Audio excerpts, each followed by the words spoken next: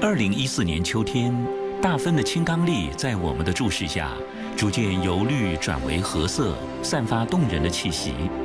第一个被吸引上来的是有着敦厚鸟喙的江鸟，接着山区的鸟兽似乎都接到邀请，陆续赶赴这场青冈栎派对。当然，最有分量的有熊国主人台湾黑熊也不会缺席。我们已经在大分待得够久了。这段时间，台湾黑熊留下无数讯息，提醒我们短期内它就会回到领地。黑熊团队还发现10几个熊窝集中成群，有如黑熊别墅区，这是前所未见的景象。透过新的研究方法，也许会发现台湾黑熊拥有人们想象不到的行为模式。为了让野生动物自在地回到大分，我们得暂时离开。回程长路漫漫，但它不是呆板的倒带，而是别有滋味的反刍。山居多日，所见所学和黑熊有关的一切事物，都是我们反刍思索的素材。等到大分的青冈栎成熟，江鸟领军的野生动物聚拢了来，我们将会回来参与这场青冈栎盛宴。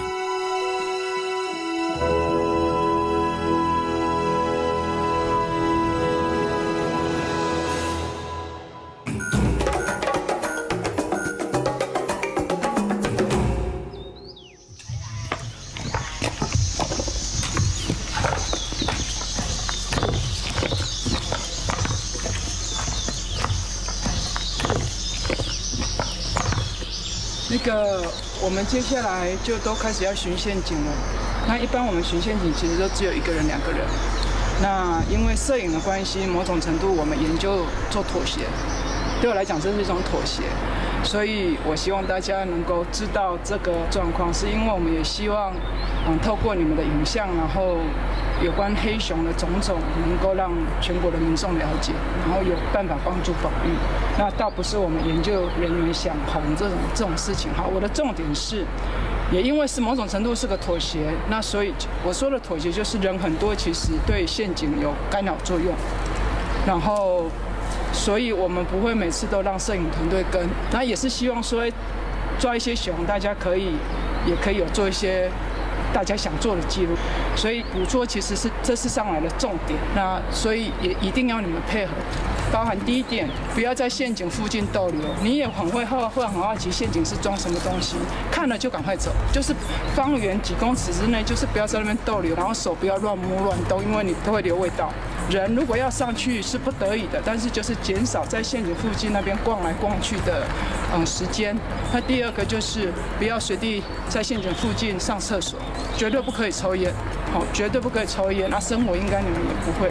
那第三个就是，因为熊有可能就在你附近，目前其实还没有这种状况，但是在山上就是开玩笑或者讲话就是尽量不要大声。垃圾不落地是你们早就有的传统，这我不用啰嗦。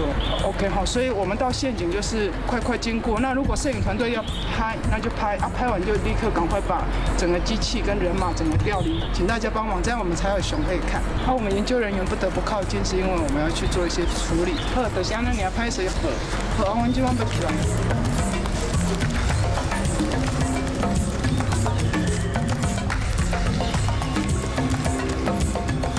今天来到大分哦，已经进入到巡陷阱的阶段了哦。那我们今天出发，老师是带着小朱老师来巡陷阱，来看一下这边的环境啊。那现在刚刚出发的时候，老师也对我们耳提面命，就是交代我们一定要轻声细语，不能在陷阱做太大时间的逗留，都会干扰整个作业啊。所以我们必须遵守。还有就是可能不能太大声，人数不能太多。所以越来越到紧张的时刻，我们人数可能会有一些调整，可能要尽量精简人数，让这个人数最少，那不要干扰到整个作业。然后进入森林要安静，不能抽烟，不能喧哗，不能吵闹，所以我们都必须遵守，而且不能超越这个研究人员太多，所以我们都要注意这些相关的规定。那我们今天还是要寻这个嘎嘎杜，那因为小周老师来到这边，还对整个大环境不是那么了解，所以今天就是到嘎嘎杜这一线，那到大草原那边去做一个巡视，去认识这个环境。那另外一组郭雄跟兽医师一样去巡视其他路线，大家分工合作，因为往嘎嘎杜的坡是比较陡的，好，我们就慢慢安静的往上走。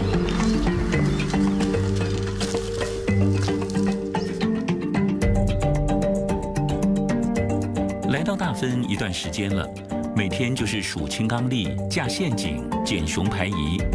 黄老师从一开始插科打诨，逗得大家乐呵呵过崩壁，到还原现场生动解说黑熊的吃喝拉撒，然后越接近捕熊季节，神情越严肃。大家都能感受到大分上空一股热带气旋正在形成。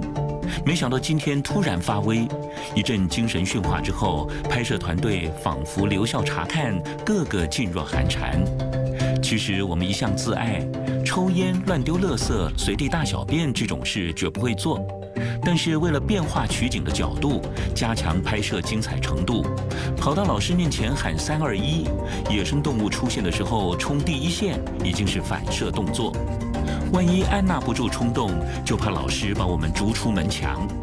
幸好和老师相处久了，就知道他也不是完全没弹性，届时见机行事，总会有办法让大家都满意。一路轻声细语，脚步温柔，慢慢接近卡卡杜聚落旧址。这里有不少果树结实累累，雄鸡出奇的多。老师心情大好，台风警报立马解除。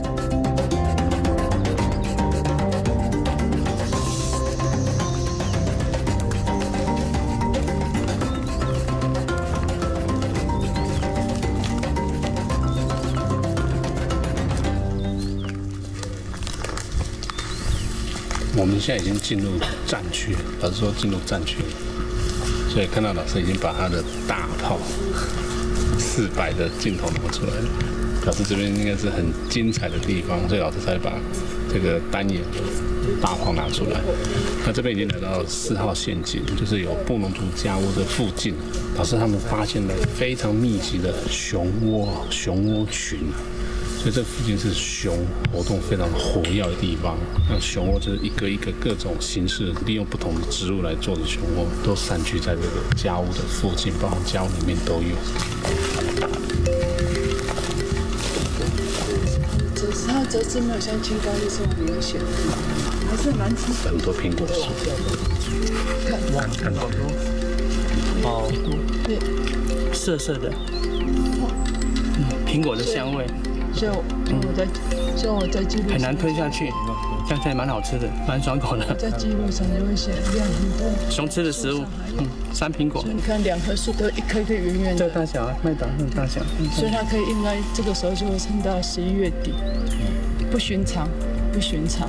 数量还很多，很密集。对，量很多，所以就不用太讶异，说每棵树上的熊的爪很多密麻麻的。你们看的那一棵有这么多果实吗？好像没有这么多。OK， 所以你看那个折枝，那个树梢断了嘛，都有一些枯枝，那都不正常的枯枝。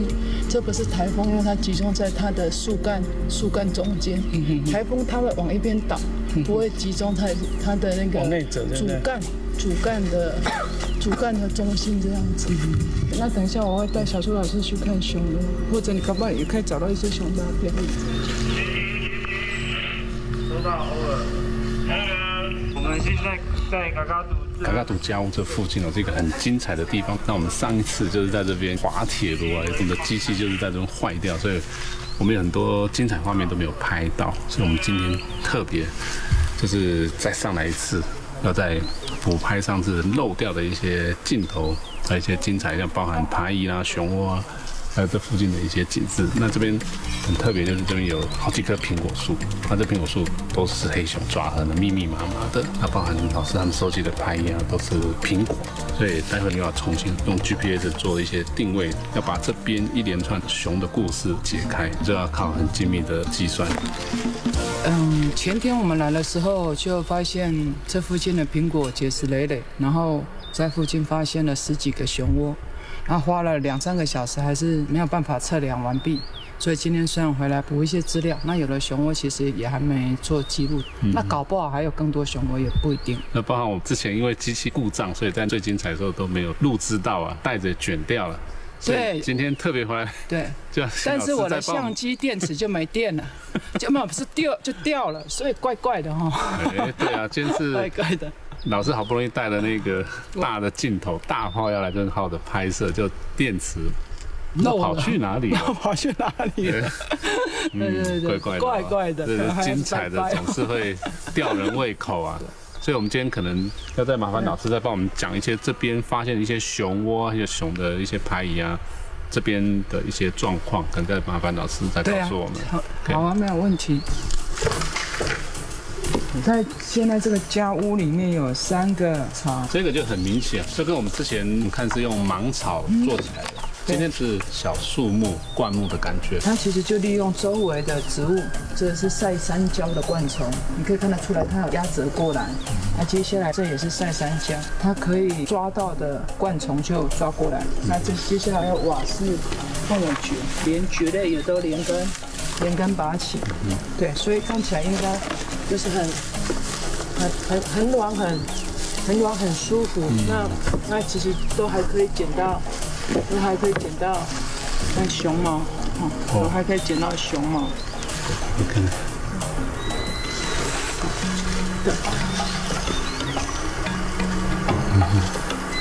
熊猫。对。看看毛囊。这个算有毛。白白那个是毛囊。毛囊。有捡，这已经有收集。收集。那更有趣的是跟我们以往发现的情况一样，当它在一个地方休息的时候，不见得总是，但是它就有时候会在它的窝外面就地排粪。所以你看这个是山苹果的痕迹，这个应该都有半个月以上了。但是比较有趣的是，其实我上次来没有看到。所以它常在这边休息，然后要上厕所就直接就近上厕所，窝外面。对。老师，这已经采样过了嘛？这都采样过了，可以拿起来闻一下。对。这都是山苹果。这都是山苹果。对。那上面其实也是还是有熊哦，其实不会臭。对，就没什么味道。那都是都是很简单，都是吃山苹果。所以我们蛮应该自然而然可以推论是说，这边有7颗结实累累的山苹果，连现在树上都还挂一大串，所以可能太多了，所以熊干脆在这边吃一吃，回来休息，拉一拉，休息，再去吃，吃完就是也守着它的山苹果。它会守食物这样子，对。等于是比青冈栎还要早的，就是这个苹果季。对，苹果季。那苹果季比较不好预测，因为数量就是零星分布啦，那结果结不好，有时候就蛮难说的。所以他就干脆做个窝，长期守着这苹果，然后吃完了。对，好不容易发现山苹果，谁都可以来抢我的山苹果。就在这慢慢的享用。对，然后欣赏个风景，还有个家屋还有个家屋。所以熊也很厉害，做的窝那感觉是很舒服啊。好像这个弹簧床一样，对，非常的舒服。这老师说那边都还有，对，所以这个目前还没有办法说是，比如说一个家族啊，或大熊、小熊一起来，还是说是1-2只在这边活动哈？对，目前我们也还不清楚这个个体的数量。那比如说，我们其实发现好几个熊窝，那是不是同一个个体所为？那我们的确有发现熊窝有大有小，那是不是真的是不同的个体？那这个其实就要靠熊毛或者爬遗它里面的 DNA 的进一步分析，也就是朱有田老师的专长，来告诉我们他们可不可能是同一个个体，甚至是性别，甚至是彼此之间的亲属关系，来揭发那个这些熊之间的秘密，这样子。对。好，那这就老师就要帮我们分析一下拼凑出这边的熊窝的地图，到底是哪些熊啊？没有问题。那其实美秀，你有没有考虑到就是架设红外线那个相机在这边？还没有时间弄，还没有时间弄，会降。因为如果痕迹那么新鲜的话，应该是有机会拍得到。这几天不太可能。美秀老师研究的是动物行为，研究方法是捕捉细放、形质测量、生态观察。朱老师的专长是动物亲缘地理、族群结构，研究方法是动物 DNA 分析。黄老师解说黑熊行为生动精彩，但朱老师对采集动物排遗、毛发、血液样本的要求很高。有时候黄老师正说得兴高采烈，朱老师却在一旁泼冷水，告诉他排遗已经长霉，不能做样本。两位老师研究领域不同，个性也很不一样，但是想要弄清楚台湾黑熊的族群迁移、亲缘关系，还真是需要这2种领域、2种性格的学者合作互补。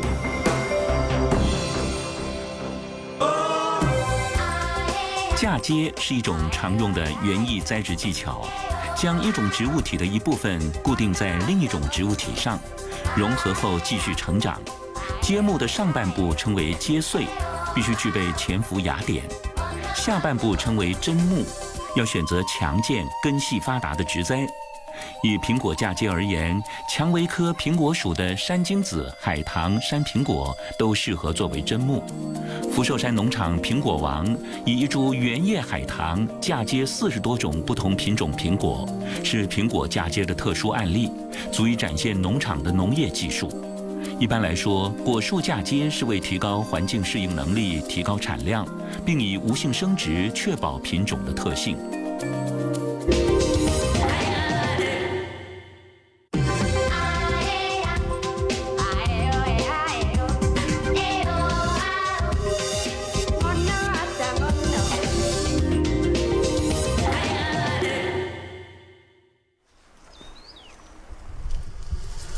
可是这熊窝很密集耶，这边还有的。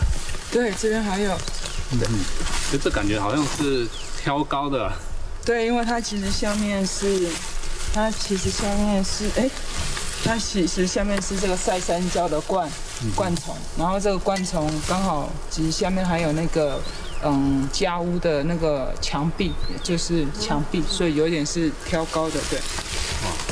所以它这个船是等于是有点架高起来的熊窝啊。对。这感觉看起来好像是有2个这样凹进去的地方哈。对。是1个还是2个啊？我看起来其实是2个呢，因为这边有1个哈，这边有1个，那接下来这边也1个，感觉1个比较大房，一个是比较小房。对，那其实分别在这2个稍微凹陷的地方都有收集到熊毛，所以也有可能是大熊带小熊，也有可能哈。对，只有大熊带小熊的份，应该不会有母熊跟公熊的状况，因为他们在繁殖季之后，公熊母熊会分开来，所以熊一般来讲是独居性的动物，所以比较大的机会是母熊跟小熊的关系。对。就从现场这样看，这一窝是感觉比较大一点。是哈。那前面感觉稍微小一点。对。所以有可能是小熊在那个地方。还是可以稍微看得出来。母熊在这边，不过这都是我们自己的臆测。对。老师回去还会再分析，就到底知道是不是不同字这样的大小。看看 DNA 能不能借着毛发分析出来这样子。哇，这熊窝真的很多。我们刚从家屋一路过来，家屋里面就3个，然后这边蕨类有2个。那如果这边是2个的话，就已经7个了。对。老师，密度这么高，常见吗？的确见过，有些事物好解释，有些事物不容易解释。好解释是通常是发生在食物资源集中的地方，短时间吃不完。那比如这边的山苹果结果很多，那一天也吃不完，然后可能要吃有一阵子，所以他们就直接在这个地方筑窝。那为什么不重复利用同一个就好了？为什么要这边做一个，那边做一个？我目前也不清楚。所以这些熊窝到底是属于同一个个体还是不同的个体，其实就变得很有趣。OK， 那之前我们很久以前那个有时候这个山屋的存粮被熊，因为下山很久，然后山屋被熊入侵。那也在山屋附近发现了非常多个的熊窝，就在被入侵的山屋附近。那当然那个时候食物也都被拖走。所以在食物比较充足的地方，可能就会吸引熊过来，然后也会待比较久一点，所以可能就顺便就筑个窝，好好的休养，可能就比较舒服吧。或者说，可不可能因为地上时常会有一些壁虱啦，就是所谓8只脚的壁虱啦，所以他们会尽量找一些巢材，让自己不要被壁虱啦，甚至被蚂蟥咬，会不会有这样的可能？那当然，这个都是推测的。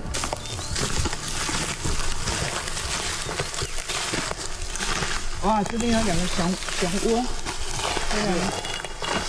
一个在前面，一个在后面，相隔大概其实只有4公尺的距离而已。那是不是同一只熊？其实我们还是不知道。那这个熊窝很特别，也很可爱。它也是有一点利用地形，因为这个类似是以前原住民种梯田的石阶嘛，所以它依然还是有靠山。那前面的部分就压着这一丛晒山椒，然后压着过来围起来。所以其实后面其实有靠山，前面也有晒山椒。那坡度当然是缓坡嘛，缓坡所以就在底层其实没有什么东西。底层还是有，就是熊其实似乎不是这么讲究。你看这么一根它也好，这2根就2、3根的晒山椒就压在地上。那其实它这个地方，因为地上都是2月松的松针，还有一些落叶，所以这个落叶层其实算很舒服，也很干爽。所以晒山椒这底层它就没有特别再像其他的草一样，其实还折了一大堆树枝压在下面，意思就是了。这个窝也是很明显的也是用晒山椒的，这折枝就好明显，这都是黑熊折的嘛对，在这边可能就定位之后就开始折，它折其实也有方向，你可以看得出它先折这个，往这个方向折过来，然后接下来再折这个，所以大概2、3下的功夫，其实就可以。这只熊应该不太讲究啦，这样折一折，它就可以睡觉了。老师，你说另外一边还有一个，这个看起来造型蛮特别的哦。这个是爱斯基模型的，爱斯基模型的，爱斯基摩人型的，因为它可以看出来，它其实非常的可爱，像一个防空洞一样。那你看它外面也有不知道拉了几坨的排遗，都非常的大。直径可以到甚至4.5公分，都是苹果。时间也有新旧，你看比较旧的可能都2个星期的，上面都发霉了；比较新的搞不好就是1个礼拜，因为颜色都还绿绿的，所以看得出来这只熊其实如果是同一只的话，看起来应该是同一只，因为排遗都很大，这个发霉的也很大，比较新的也很大，看起来大概有3坨排，里面还有甲虫它还吃甲虫，真有趣。好，那接下来它就是在晒山椒灌丛里面，它是钻进去。刚刚我们看到的是露天的弹簧床，它这个其实是躲在晒山椒的下面，不是上面。它下面它其实还铺了，还铺了松针，它有稍微爬抓过来，所以厚度又比平常的厚。看，是有厚度的，不是像刚刚那个就咻就躺上去。它这个是有铺的，是有厚度的，非常可爱。这熊窝很有造型，非常有造型，我给它第1名。要型有型嘛然后要温暖有温暖，然后要隐蔽有隐蔽。哇，这个熊窝这个造型很特别，是一个老师说像防空洞一样，像一个这个小小的山洞。这是熊窝的别墅啊，老师可以去住看别墅啊。我应该钻得进去吧？我们来看看这个洞口有多大。如果你是只熊，你要减肥一下才能好。这洞口大概有96公分哦，100公分，大概1公尺，1公尺，洞口大概有1公尺。然后它也是有碗形，有碗形的结构。可是可见这只熊其实有点胖，因为要够胖才有办法把这些松针或者这些泥土落叶层往下压，要够重才行。好，来试试看。竹蔺窝，当然熊不会像我这么高啦。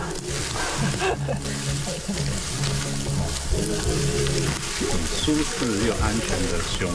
然后我前面就是零线，它的开口是朝零线这边开阔地，所以它其实外面看出去是非常开阔的。它所以躲在隐蔽的地方，然后看开阔的地方。我今天晚上睡这里好了。那如果是熊，它晚上睡觉，熊还是晚上睡觉为主。连我都睡得下，你看。所以它的体型，从洞的大小也可以看体型，小洞容不了大熊，好，那所以这只熊其实从排遗的大小，从这个压着的这个那个载重来讲，这只熊其实应该蛮大只的。这只熊应该蛮大只的，这就是熊窝。然后这熊可能平常休息，如果没睡觉，可能就是趴在这边，趴在这边休息，然后看看有没有什么动静，或者有没有什么动物经过，然后回去捕捉。OK， 好。好。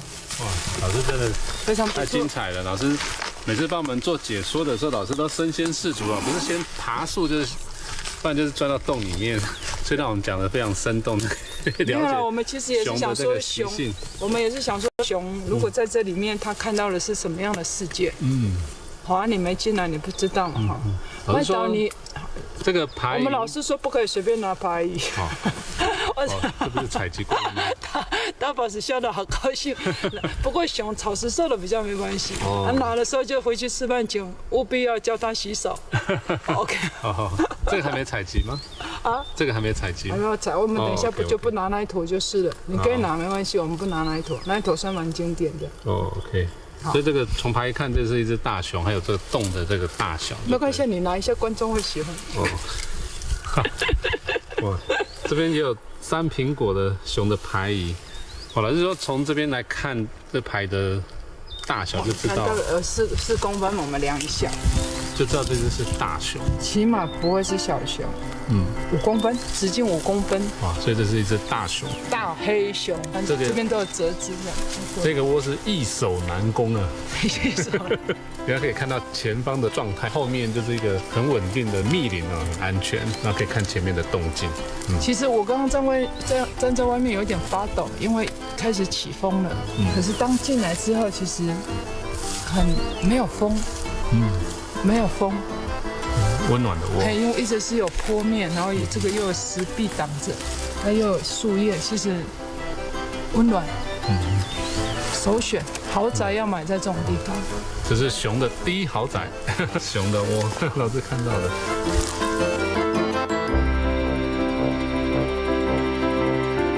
黄老师见到熊折枝就爬树，见到熊排遗就翻翻闻闻，探究熊怎么取食，吃了些什么。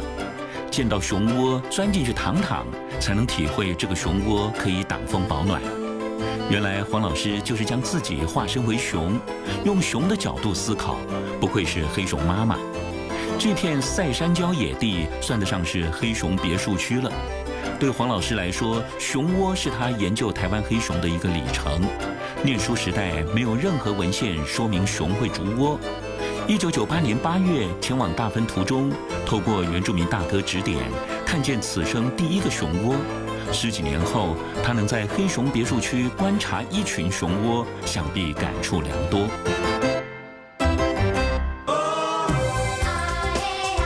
排遗就是野生动物的粪便。传统上，研究者可从排遗中获得野生动物的食物、营养状况、疾病、寄生虫、移动范围、栖息地等讯息。近年来，透过遗传学、分子生物学等研究方法，从排遗中的肠黏膜细胞萃取 DNA， 分析动物种类、个体、性别等等。此外，排遗中的动物荷尔蒙浓度变化，也可以取得生殖周期、生理紧迫程度等讯息。一般说来 ，DNA 性质稳定，抗水煮、微酸、微碱。但如果遭霉菌等微生物分解，将难以取得完整 DNA 片段。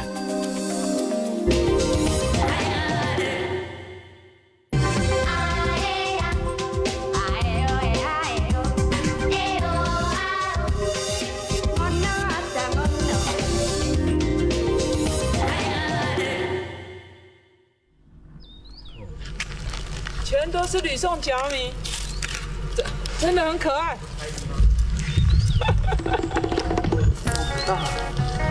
很美吧？你看哈，而且整个干掉了。这个拿收起来一整坨，原封不动做解说教育最好了。果然是老师，一般看到大便都很臭的，就看到这好美哦，好漂亮哦，跟一般人的那个观感完全不一样。我那个就像亚洲小山，里面有2万颗种子，我们算过，2万颗超过2万颗种子。所以这样的排遗算是漂亮的、完整的。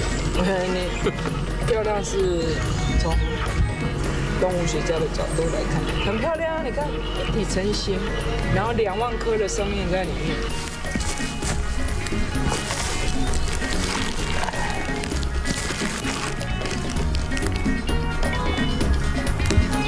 还有毛。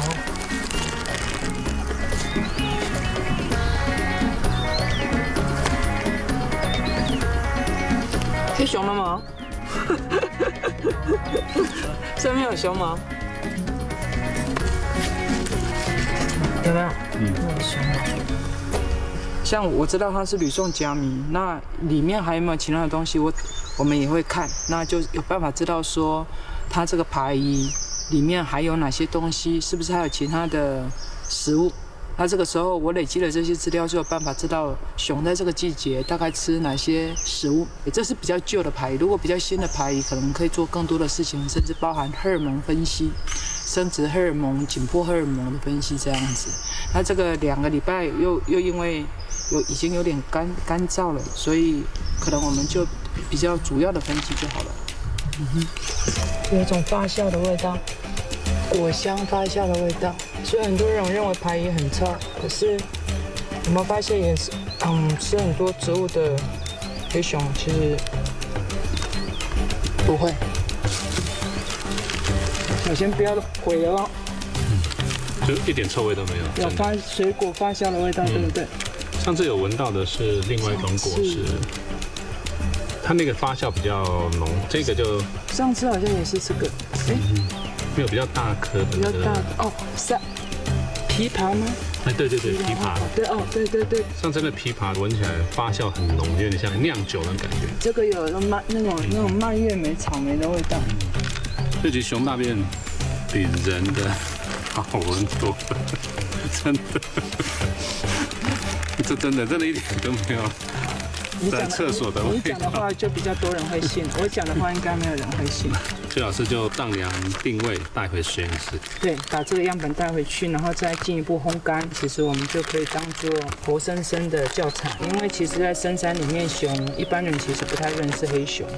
如果有机会，我们可以借着一些资讯的收集，然后让大家眼见为凭，不是只是文字的说明，而是让他真的接触到第一现场的东西。那我想，大家对黑熊认识会多一点。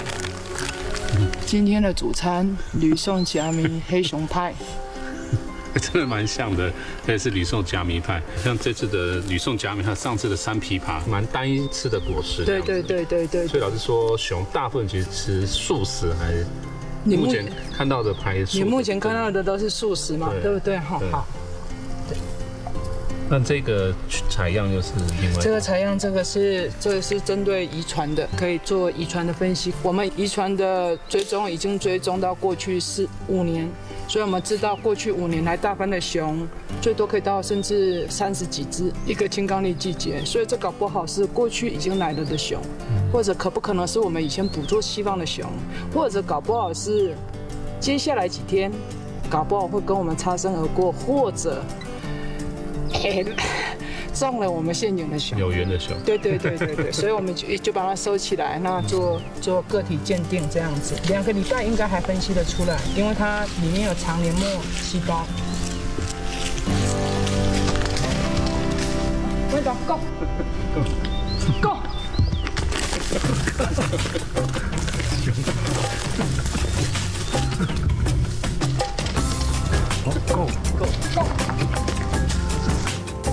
我们们抓熊的时候，除了用套索来抓住熊的脚之外，它比较方便，设置的时候比较不会受到一些地形的考量。那另外一个，国外也是很常用的方法，就是所谓的 barrel trap。barrel trap 其实就是这种铁桶式的陷阱。那你可以看得出来，这是国外设计，但是国内制造，就直接用2个汽油桶，那接下来就把它装在一起。那就像一般老鼠笼的原理，那其实就一个很简单的机关，这边会有一个门，那有个卡榫扣住。那后面末梢其实陷阱里面会放饵，那饵如果动物闻到味道进去，扯动那个饵，因为它会想把饵拖出去嘛。那这么一拖，这么一咬，那这个时候触动机关，整个往内缩，门就会掉下去。那理论上熊接下来就会被困在里面。那这也是比较安全的一个做法，因为动物有时候就会在里面就比较安静这样子。那话虽说如此，那我们也的确用这样子的陷阱抓到小黑熊，但是你可以看出这边有一个大破洞。大破洞有一天我来巡线的时候，门就掉下来，就很高兴啊，很高兴。他左看右看，就从这边一直看，奇怪，怎么乌漆嘛黑都没有熊？就很纳闷，就说怎么都没有熊，然后就再走过来，就发现哇，这边原来破了一个洞。所以熊其实就是在被抓住之后，它其实也会想办法，就是解困嘛，对不对？想会跑出去那这个就是从里面用很大的力气，然后往里面搬的结果。我从来不预期会这样子，可见熊真的是力大无穷这样子。够厉害！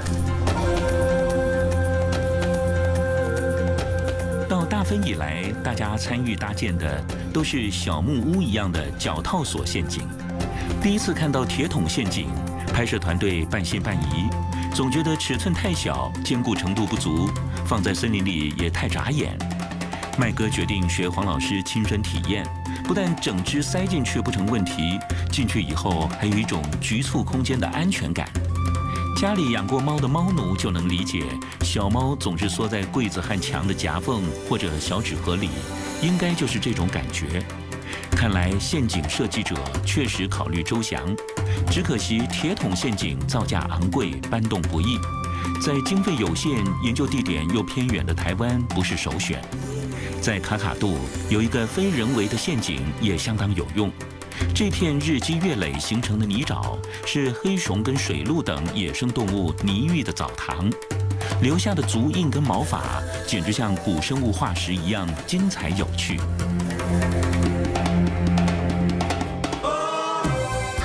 动物的捕捉细放是了解动物形质、年龄、装设追踪设备必要的研究方法。为了保障工作人员和动物的安全，并减少对动物产生的创伤和紧迫，欧美国家经过多年研究改进，在陷阱设置、捕捉流程都定有严格的作业规范。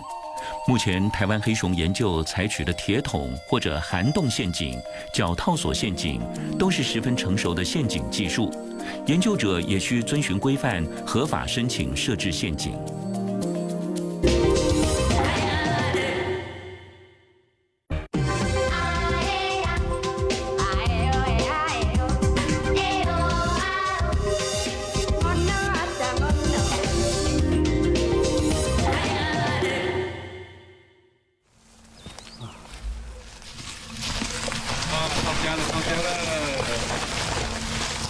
到家了4点半，没有天黑。看到温暖的家了。今天上到嘎嘎杜那个地方，然后完成了任务。那今天最大的收获，除了把这个陷阱呢4个布置好之外，那现在最大就是说那边发现了10几个熊窝，而且是连黄老师都很少看到这么密集的熊窝。赶快先回温暖的家，大分山屋。好，来了。大丰收，大丰收！哇，今天老师带回来很多战利品了，尤其是这一个是最完整的吕宋甲米派，对，李宗甲米派，对，这是炭熏的，哇，炭熏的，请不要破坏标本。对啊，真的，这都是李宗甲米。这一般人啊会认为是废弃物的，在老师的眼里啊，都是非常珍贵的研究资料啊。这就是要取回去做研究分析的，这里面有很多故事在里面哦。今天看到很多熊窝，又取了熊毛，可能对，像这就是熊毛，可能从熊毛或者是排遗，就可以把那边的故事呈现出来。对，那边的故事其实对我来讲，其实也是我很想知道的，因为就是在一个食物资源很多的地方，熊会重复利用。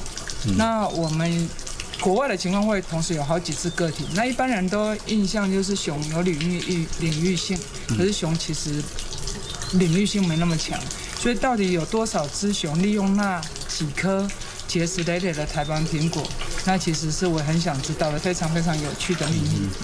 还有那边盖了那么多的熊窝，也会想知道是一家人还是同一只或同几只。对，那边熊的 apartment 熊的公寓目前记录到几个？12个熊窝，大大小小，各式各样的形状。对，那所以我们就要利用彩怀的样本解开这个秘密。对，可以借着 DNA 的分析来知道个体还有亲缘关系。好，那我们要拭目以待了。对，我也很想知道。对。人是社会性动物。当我们探访古道，找到聚落或住宅所遗址，总是希望透过基地的样貌、建筑分布、残留的器物，推断出当时的社会形态、人文风情。大概连黄老师都没想到，竟然在大分发现疑似台湾黑熊的聚落。透过小朱老师的 DNA 分析，以及黄老师的现场基证推演，也许能把台湾黑熊研究推向一个新的里程。夜里热闹的大分山屋里，研究人员抓紧时间，透过红外线摄影机取得的影像，细细观察黑熊的行为。毕竟下次再来就是要和黑熊面对面，得把握此行在大分的最后一个夜晚，吸取所有有关黑熊的知识，做好战斗准备。该是暂别山区的家，把有熊国重新还给台湾黑熊的时候了。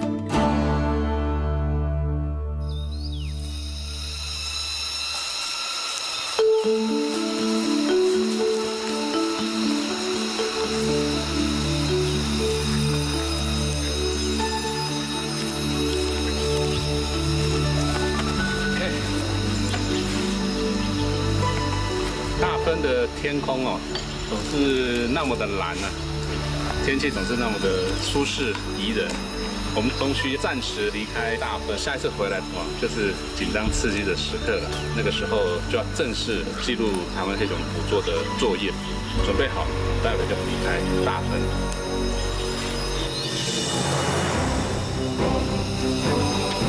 再见了，大分山屋。青冈栎成熟的时候，我们还会再回来。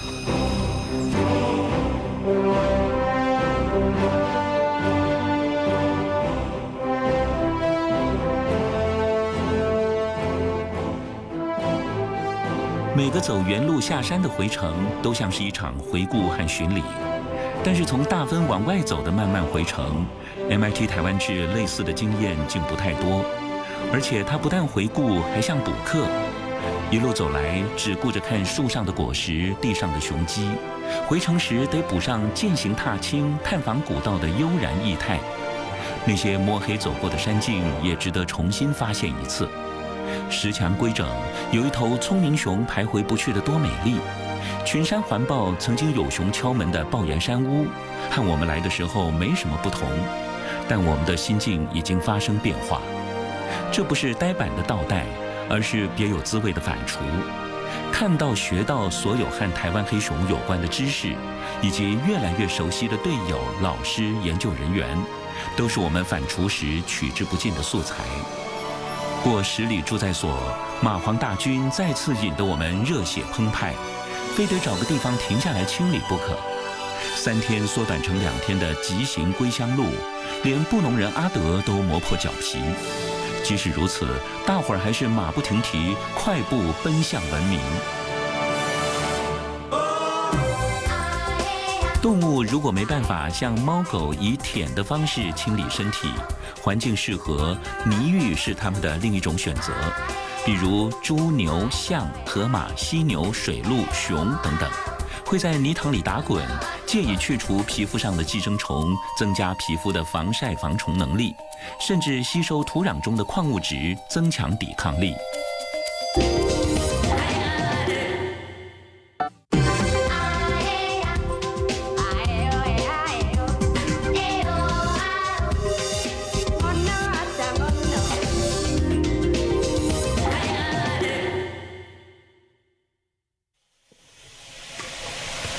到吊桥了，阿伯，看到三峰1号桥了，哇，辛苦了，6点20分了，我们已经完成28公里从豹来走到三峰1号桥，长程急行军了。好，加油，还有1公里。那我们就暂时先离开山区，半个月后再回来，加油。夏秋之际，我们跨过山峰桥，迈向有熊国度。当时谁也没想到，这段大分岁月竟能找到那么多黑熊留下的痕迹。闻名在望，我们忍不住回头，想象大分青冈栎成熟，江鸟用它钝重的鸟喙啄开果实，为青冈栎派对揭开序幕。接着，野生动物聚拢，然后黑熊来了。那个时候，我们将重返秋冬的大分森林，参加这场由黑熊领衔主演的青冈栎 Party 盛宴。